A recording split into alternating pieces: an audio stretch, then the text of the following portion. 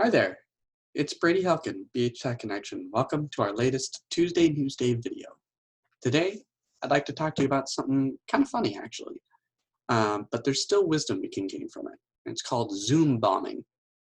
What is Zoom bombing exactly? It's kind of like photo bombing, but within Zoom meetings. There's an article that I read on New York Times that talks about it in more detail. I'll link it below in the description. But essentially, in a nutshell, when you get a bunch of people together in a Zoom meeting, not necessarily in a webinar, though we'll talk about that in a second, then there's a tendency, especially through the audio pickup, of somebody doing something they didn't really mean to be doing, and then there's some distraction coming in from the side. And one of the funnier examples that the article actually talked about is that in a larger meeting where too many people were allowed to have their microphones active in the meeting, somebody accidentally started broadcasting porn over the public meeting channels. So why do we care about all of this? Well, with the shelter in places, especially from the national level coming down, it's more and more people are staying home as part of all of this, not even just in the Bay Area.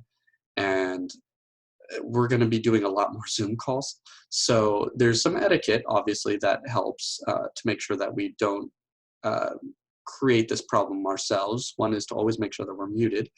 There's even a feature in Zoom where you can press and hold the space bar to talk temporarily, but otherwise continue to keep yourself perpetually muted, which is very helpful if you're only contributing little bits and pieces throughout the meeting rather than a long preamble or discussion if you're like the moderator, in which case it's better to just leave yourself unmuted for that kind of stuff. But another thing that is helpful to keep in mind is that right now, Zoom bombing is funny. Right now, nothing really bad is happening other than getting a few people offended because they didn't expect to hear porn in the middle of a meeting. But there are certain things that can be done in a malicious way within context of a Zoom meeting or even within a webinar. And in fact, it's actually more likely to start happening in webinars rather than smaller meetings.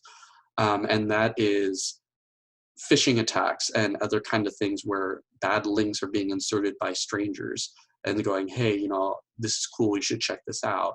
And it's basically the same thing as something you would get in your email that would normally be flagged as spam, but they have the ability to just do it into a Q&A window or a chat window that everybody can see in a Zoom meeting. And so if you're not following best practices and being cautious with links in a Zoom meeting, you could find yourself getting infected or directed somewhere where you think you're infected. See our browser hijacks video from our earlier parts of the series. So what are some things that you could do, best practices to help avoid this? A very easy thing you can start off with is hover over the link. Usually it gives you a hint of what the actual URL is. Even if it's pasted to look like one URL, a very common tactic in phishing emails, and could be adapted to something like Zoom as well, is that it looks like it's going to go to apple.com, and really it's going to take you somewhere completely different because you can change the hyperlink to look like something else. So hovering over the link will really help you to figure out exactly where it's going. Try and do a Google search of a name that seems to show up in the hyperlink. That way you're not following the link at all, but you can still look up what they're suggesting in a safe way because Google is not going to do popular search results for infected websites. They have their own algorithms to try and prevent those kind of situations. So just in general, the same kind of hesitation you would probably employ in emails, particularly ones that look like they could be spammy or you haven't heard from them before, should start actually following the same kind of hesitation and caution when it comes to Zoom meetings and other video calls. I think the main exception to that being a one-on-one. If you're having a one-on-one video call, you already are knowing who you're talking to. They're going to chat something to you. That's fine. I don't really see that being a potential for getting infected. But best practices to kind of keep these things from happening are much better than not implementing anything and then getting caught later. So nothing's happened yet, but it's always good to play it safe and have an idea of what it is to be cautious and have some good common sense when it comes to these kinds of digital situations. So that's all I have for today's video.